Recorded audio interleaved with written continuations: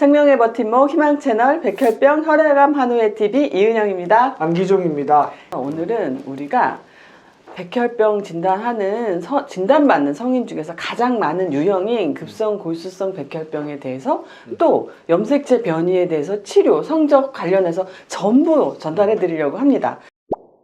오늘 처음 보시는 분도 계실 것 그렇죠. 같아서 네. 급성 골수성 백혈병만 있는 게 아니잖아요. 그렇죠. 그래서 백혈병의 유형도 한번 먼저 짧게 설명을 드리는 게 좋을 것 같아요. 그 백혈병 하면 일단 급성이 있고 만성이 있고 맞아요. 그다음에 골수성이 있고 림프구성이 있죠. 요걸 딱 조합하면 되거든요. 그래서 급성 골수성 백혈병, 네.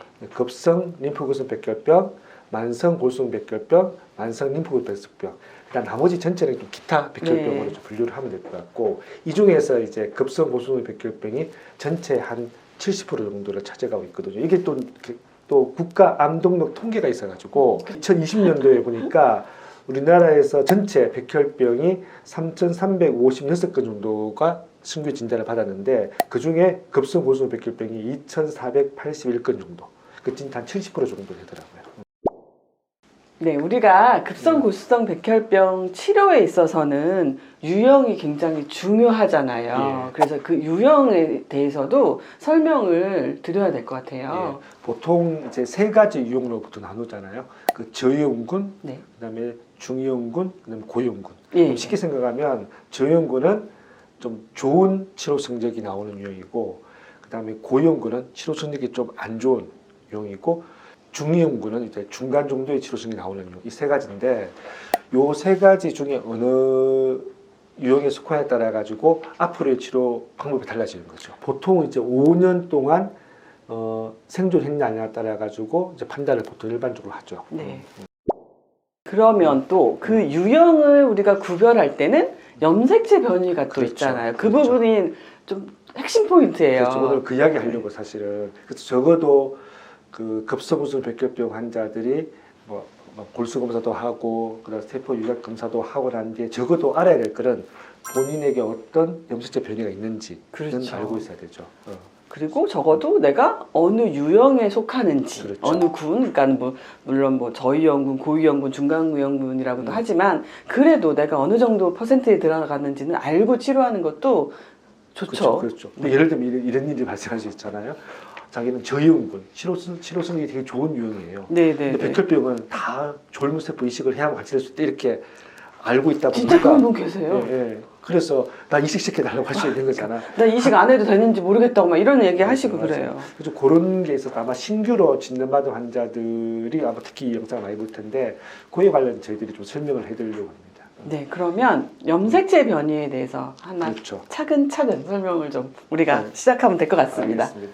그 저유형군, 그다음에 중유형군, 그다음에 고유형군 이제 비율을 보시면 저유형군 한 25% 정도 되고요. 그다음에 그리고 네. 고유형군 한 25% 정도 되고 이 중간에 있는 이 중유형군이 한 50% 정도 되거든요. 저도 중유형군이었어요. 아, 그래서 그래서 전 골수 이식을 했습니다. 졸모세포 이식을 했습니다. 예. 그러면 우리가 그래도 기분 좋은 거부터 그렇죠. 저유형군 좋은 예후의 염색체 변이는 어떤 종류가 있는지 예, 설명드리도록 하겠습니다. 저유형군 치료 성적이 좋은 네. 그 유형은 네 가지 유형이 있거든요. 제가 설명을 좀 해드리면 첫 번째는 8번 염색체와 21번 염색체가 이제 바뀐 경우입니다. 네. 두 번째는 염색체 16번 이 두 개가 16번, 16번 두 개가 서로 이제 바뀐 경우고요. 세 번째가 우리가 보통 이야기하는 급성 정골수성 백혈병, 일명 M3라고 하는 네. 15번 염색체와 17번 염색체가 바뀐 경우. 요거고요. 또 네 번째는 이제 16번 염색체가 이제 180도 회전해서 연결된 경우. 방금 설명한 이 네 가지 유형이 저유형군 치료 성적이 좋은 유형인데 졸모세포 이식하지 않고 항암 치료만으로도 70에서 90% 정도 완치가 높은 가능하거든요. 거죠. 예. 굉장히 높은 거죠. 급성 골수성 백혈병 환자의 예. 25%를 차지하고 있는 저유형군, 흔히 말하는 좋은 예후를 우리가 지금 설명해드렸잖아요. 염색체 변이까지. 예. 그러면 똑같이 25% 정도 차지하는 고유형군의 염색체 변이를 또 설명해드려야 될 것 같습니다. 예, 그 치료 성적이 안 좋은 이제 유형인데 이 경우에는 6번 염색체와 9번 염색체가 바뀐 경우가 있고요. 5번 염색체 또는 7번 염색체가 하나만 보이는 경우도 있고요. 그리고 이제 염색체 이제 이상이 뭐 3개, 뭐 5개 이상 보이는 좀 복합적인 이런 경우인데 이런 경우가 치료 성적이 좀 안 좋습니다. 그래서 조혈모세포 이식을 꼭 해야만 되고요. 해야만 되고 그렇게 해도 치료 성적이 한 20-30% 정도 좀 낮은 편이죠. 그러면 50% 정도, 절반 정도 차지하고 있는 중간 의형군, 중간 예후라고 하죠. 그 네. 염색체 변이나 이런 부분에 대해서 설명을 좀 부탁드려요. 네. 앞에 설명한 그 저유형군 그리고 고유형군 이 2개 유형을 제외한 나머지 유형이 전부 다 중유형군이죠. 네. 그러니까 중간 치료 성격을 나타내는 유형인데 염색체 변이가 없는 경우도 있습니다. 이 경우에는 이제 조혈모세포 이식이 가능한 경우에는 주로 조혈모세포 이식을 하고요. 근데 일치하는 조혈모세포를 찾지 못했다. 이제 이런 경우에도 이제 항암 치료만으로도 또 맞아요. 완치를 또 네. 기대하는 이런 약간 중간 정도의 치료 성질을 가지고 있는 거죠.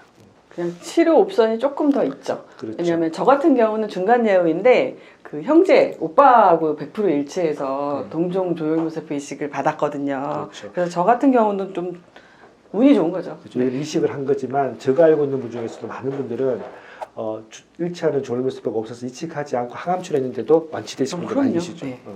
원형 생존율이 보통 한 40에서 60% 정도 네. 정도 되거든요. 그래서 뭐 절대 포기할 정도는 절대 아니죠. 네. 참고로 저는 올해 조혈모세포 이식 20주년입니다. 축하드립니다. 네. 오늘 저희가 급성 골수성 백혈병에 대해서 좀 자세히 설명드렸고 핵심 키워드는 급성 골수성 백혈병이 백혈병 중에서 가장 많은 진단을 받지만 치료 방법에 있어서 유형이 나누는데 그 유형은 어느 정도는 환자와 환자 보호자가 알아둬야 된다. 그렇죠.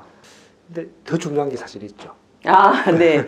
어디서 치료합니까? 병원에서 치료하잖아요. 그렇죠. 병원에서 의료진과 해당 주치의 선생님하고 잘 상의해서 네. 모든 것을 잘 해결해 나가면 될 것 그렇죠. 같아요. 왜냐하면 환자를 가장 잘 아는 거는 이제 사실 의료진이거든요. 자기의 질환, 특히 급성골수성 백혈병의 질환을 좀 아는 것 더하기 의료진이 최선을 다해서 치료하는 이게 같이 결합해서 좋은 이제 치료 결과가 나올 거라고 생각합니다.